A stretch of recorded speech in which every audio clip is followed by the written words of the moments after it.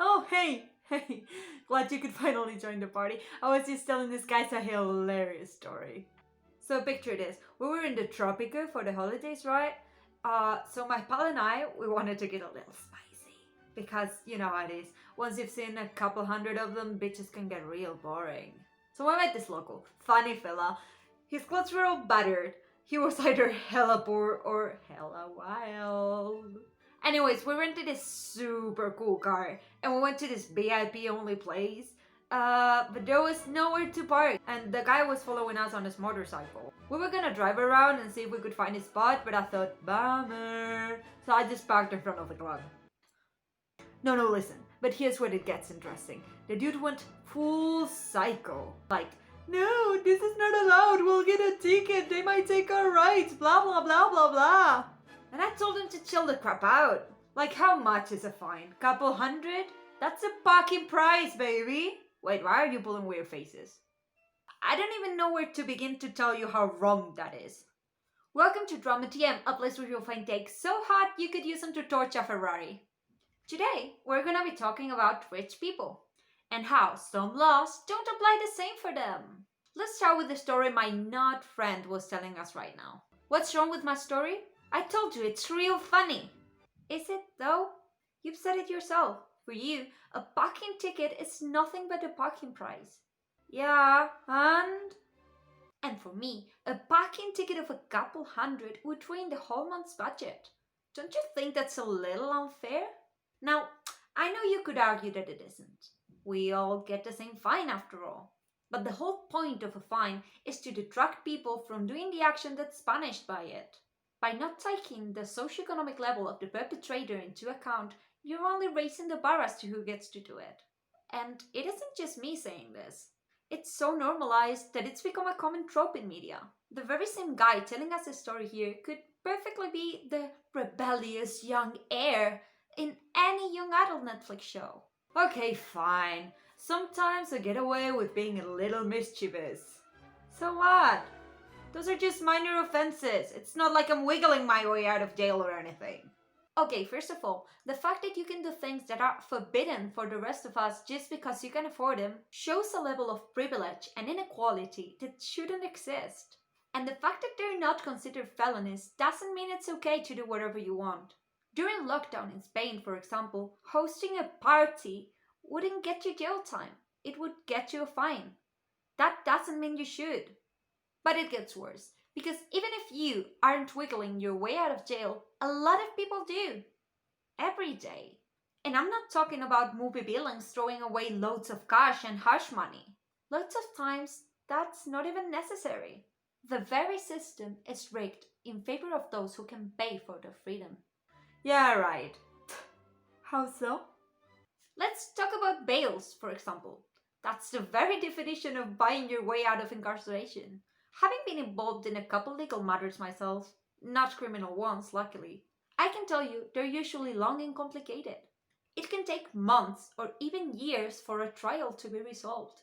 During that time, those who can't afford a get out of jail card stay behind bars, while those who can get to go home. And getting out is not only more comfortable than serving time even before you're convicted, if you play your cards right, it can lead to a reduced sentence. You could clean up your act, or make apologies and restitutions, or even use that time to get more legal advice. The average bail in the US can range from $1,500 to $50,000. If I were to be arrested right now, I wouldn't be able to afford even the lowest ranking bails. Okay, geez. It's not like it's so black and white. If you're innocent, I'm sure there are plenty of programs that can help you a lot. And if you're not, well, it's a good thing that criminals go to jail, even if the very rich ones don't. I think I'm gonna save my opinions on retributive justice and the penitentiary system for another video, but even without getting into that, what you said is problematic. Yes, there are programs to help people in this kind of situation, but most of them are not widely known. And even if you could find some of them on the internet, if you lack the money to hire a lawyer that can properly guide you through the process, applying to them can be really difficult. Besides, some of those programs actually cost money too. For example, in 2016, a man from Charlotte was offered to enter a deferred prosecution program after stealing some electronics from his job. but he couldn't enroll in it because he had to pay $900 in restitutions to be able to apply. Well, $900 isn't exactly a fortune. You could totally get that by working. Maybe in some jobs, although it's not as easy as you make it sound. You have to take into account that you can't use all the money you earn for this specific thing. Just being alive in this world is pretty expensive. And getting a job to begin with is already complicated enough without having a court date popping up in every background check. Look, sweetie, I don't know what to tell you. I bet if I did everything like a poor guy, you'd still find something to complain about. 1.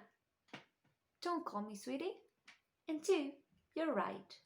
Even if in some twisted sociological experiment you decided to stick with a lawyer provided by the state, not enrolling in special programs, and not pay bail, you still have it easier than a lot of people. Knew it.